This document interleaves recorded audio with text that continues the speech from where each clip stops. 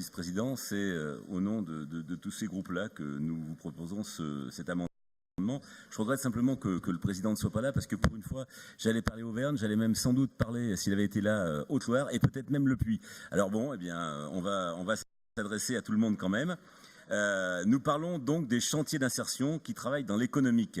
Donc je ne vous referai pas le couplet de votre addiction sur la baisse des crédits de formation professionnelle, puisque là on parle de quelque chose qui apparemment devrait rentrer dans vos priorités.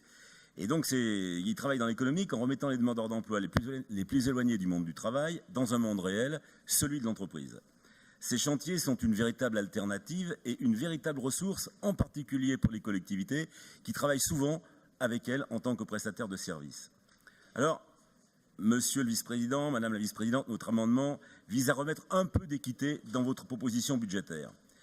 Vous êtes parti, certes, en maintenant le budget tel qu'il était, d'une somme identique à celle d'avant, en tentant de lisser les financements entre Auvergne et Rhône-Alpes, alors que les modes de financement préalables n'étaient pas les mêmes.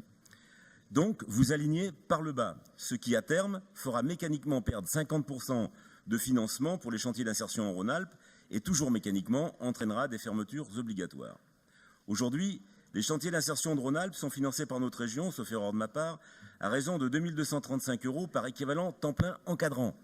L'avantage, c'est que c'est financé en fonction de la capacité réelle d'encadrement et donc de la capacité réelle de production économique. Nous vous proposons donc de cesser un bricolage et de donner à nos chantiers d'insertion d'Auvergne le même financement que celui de Rhône-Alpes. Il s'agirait donc d'une somme de 1 880 000 €, soit 0,05%, si j'ai bien calculé, du budget de notre région. Monsieur le Président, Madame la Vice-présidente, il peut parfois apparaître des gestes symboliques forts que majorité et opposition peuvent partager. Permettre à tous les chantiers d'insertion existants dans notre grande région de pouvoir exercer leur mission avec les mêmes moyens provenant de notre conseil régional doit être une évidence pour tous ici. Le faire par une sortie par le haut, pour une cause juste et vitale, importante pour l'économie locale, devrait nous réunir. J'en appelle donc à la sagesse de votre majorité pour qu'elle vote avec nous cet amendement de 1,8 million d'euros pour mettre à niveau les chantiers d'insertion d'Auvergne en regard de ceux de Rhône-Alpes. Je vous remercie.